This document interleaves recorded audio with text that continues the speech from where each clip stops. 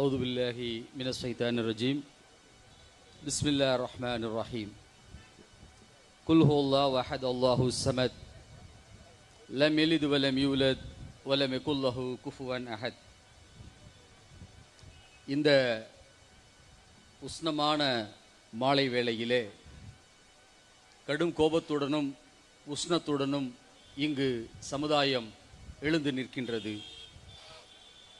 இந்த உணர்வுகளை பிரதிபலிக்கும் விதமாக சமுதாயத்துடைய இந்திய அரசியலுடைய பேராளுமைகள் இந்த அவையில் அமர்ந்திருக்கின்றார்கள்.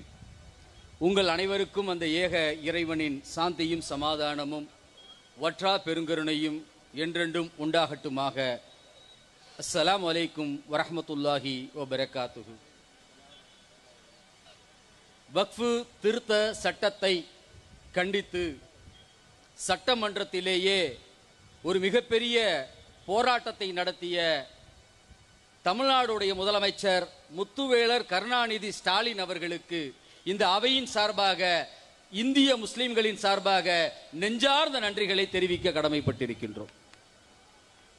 அதற்கு அடுத்து நாளை ஒரு மிக பிரம்மாண்டமான போராட்டத்தை, மிக பிரம்மாண்டமான ரேலியை எழுச்சி தமிழர் திருமாவளவன் அவர்கள் ஏறக்குறைய 10 லட்சம் பேர் கலந்து கொள்ளக்கூடிய ஒரு மாபெரும் ரேலியை நாளைக்கு வக்ஃபுக்காக நடத்த இருக்கின்றார். அதற்காக இந்த தமிழக இந்திய முஸ்லிம்களின் சார்பாக நெஞ்சார்ந்த நன்றிகளை தெரிவித்துக் கொள்கின்றோம். காங்கிரஸ் கட்சியை பற்றி சொல்ல தேவையில்லை. RSS-ஐ நேரடியாக நெஞ்ச நிமிர்ந்து எதிர்க்கக்கூடிய ஒரே தலைவர் இந்தியாவில் ராகுல் காந்தி அவர்கள் தான். எந்த பக்கம் போனாலும் பிஜேபியையும் RSS-ஐயும் திருப்பி திருப்பி அடிக்கக்கூடிய ஒரு நெஞ்சுரமான தலைவர் ராகுல் காந்தி அவர்கள் தான். இவர்களை ஒருபோதும் இந்திய முஸ்லிம் சமூகம் மறக்காது. ஆனா இந்த வக்ஃபு திருத்த சட்டத்தை தெள்ள தெளிவாக திருட்டுத்தனத்திற்கே முதலீடாக முதலுமான பிஜேபியும் RSS-ம் தெளிவாக இஸ்லாமியர்களுடைய சொத்துக்களை, அல்லாஹ்வுடைய சொத்துக்களை, இறைவனுடைய சொத்துக்களை அபகரிக்க நினைக்கின்றது. ஆனா ஒரு விஷயம் தெரியுமா, இந்த வக்ஃபு சொத்துக்களை நாங்கள் தான் நிர்வாகம். வக்ஃபு சொத்துக்கள் ஒரு ஜனநாயகமானவை. இந்த வக்ஃபு சொத்துக்கள் மதச்சார்புமற்ற இல்லவை. இந்த வக்ஃபு சொத்துக்கள் இந்த கான்ஸ்டிடியூஷனை காக்கக்கூடியவை. எப்படி? எல்லா சமூக மக்களும், எல்லா மத மக்களும் பயன்படக்கூடிய அளவில் தான் இந்த வக்ஃபு சொத்துக்கள் இருந்து கொண்டிருக்கின்றன. மதுரையில வக்ஃபு வாரிய கல்லூரி இருக்கே, அது பேரே வக்ஃபு வாரிய கல்லூரி. அந்த கல்லூரியில முஸ்லிம்கள் மட்டும்தான் படிக்கிறாங்களா?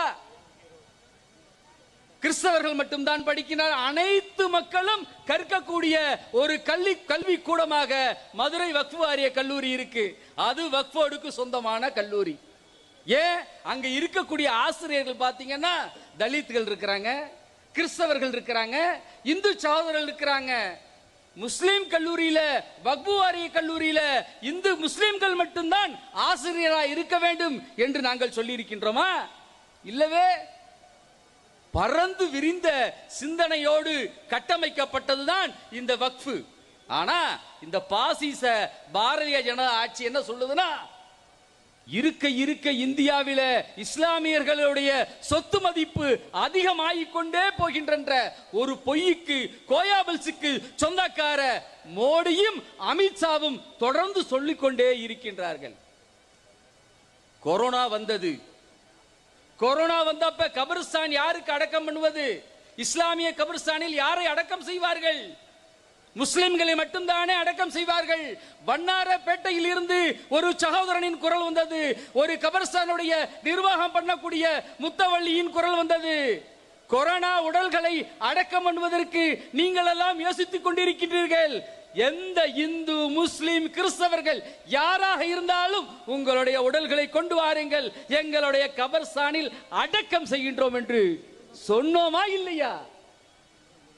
சொன்னோமா இல்லையா? இப்ப இந்த இடம் வக்ஃபுடைய இடம், இந்த கபிரிஸ்தான் வக்ஃபுடைய கபிரிஸ்தான். ஆனா இந்து சகோதரனையும் இங்கு அடக்கலாம் என்ற பெருந்தன்மையை சொன்னதுதான் இஸ்லாம். RSS காரர்கள் பிஜேபி காரர்கள், அவருடைய அண்ணன் தம்பி கூட அவருடைய பிணத்தை கொரோனா காலத்தில் எடுத்து அடக்கம் செய்ய தயங்கி அந்த நேரத்தில் அடக்கம் செய்தது யார்? தமிழக முஸ்லிம் சமூகம். தமிழக முஸ்லிம் சமூகம், தமிழ்நாடு முஸ்லிம் முன்னேற்ற கழகம், எஸ்டிபிஐ கட்சி, இந்திய தௌஹீத் ஜமாத், ஆயிரக்கணக்கான இந்து மக்களுடைய RSS பிஜேபியுடைய உடல்களை அடக்கம் செய்தமே. இப்படி பறந்து விரிந்த எண்ணங்களை கொண்ட, விசாலங்களை கொண்ட மார்க்கம் தான் இஸ்லாமிய மார்க்கம் என்பதை சங் பரிவார்கள் புரிந்து கொள்ள வேண்டும். ஏன் இங்க இருக்கே காயிதே மில்லத் கல்லூரி, காயிதே மில்லத் மகளிர் கல்லூரி யாருடைய இடம்? ஆற்காடு நவாப் அர்ப்பணிக்கப்பட்ட இடம். அந்த காயிதே மில்லத் கலை கல்லூரியில, பெண்கள் கல்லூரியில படிப்பதெல்லாம் யாரு? இஸ்லாமிய மாணவர்கள் அதிகம் படிக்கிறாங்க. ஃபர்தாக்களை அணிந்த இஸ்லாமிய மாணவிகள் SIT காலேஜில் இருப்பாங்க. ஆனா இந்த கல்லூரியில எல்லா சகோதரிகளும் இருக்கின்றார்கள். அப்ப இப்படி பறந்து விரிந்து பார்க்கக்கூடிய மார்க்கம் தான் இஸ்லாமிய மார்க்கமாக இருந்து கொண்டிருக்கின்றது. ஆனா அமித்ஷாவும் நரேந்திர மோடி அவர்களும் இன்னும் எத்தனை RSS பிஜேபிக்கள் வந்தாலும் ஒருபோதும் இந்த இந்திய முஸ்லிம் சமுதாயம் அச்சப்படாது, அச்சப்படாது.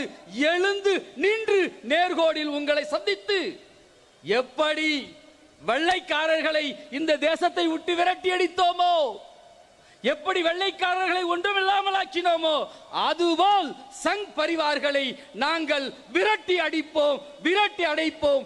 இறைவனின் சொத்துக்களான இந்த சொத்தை முழுமையாக இந்திய முஸ்லிம் சமூகம் இத்துணை அரசியல் தலைவர்களுடைய உதவியோடு, ஜனநாயகத்தோடு இந்திய கான்ஸ்டிடியூஷனை கையில் ஏந்தி காப்பாற்றும், காப்பாற்றும் என்று கூறிக்கொண்டு முடித்துக் கொள்கின்றேன். அஸ்ஸலாமு அலைக்கும் வரஹ்மத்துல்லாஹி வபரகாத்துஹு.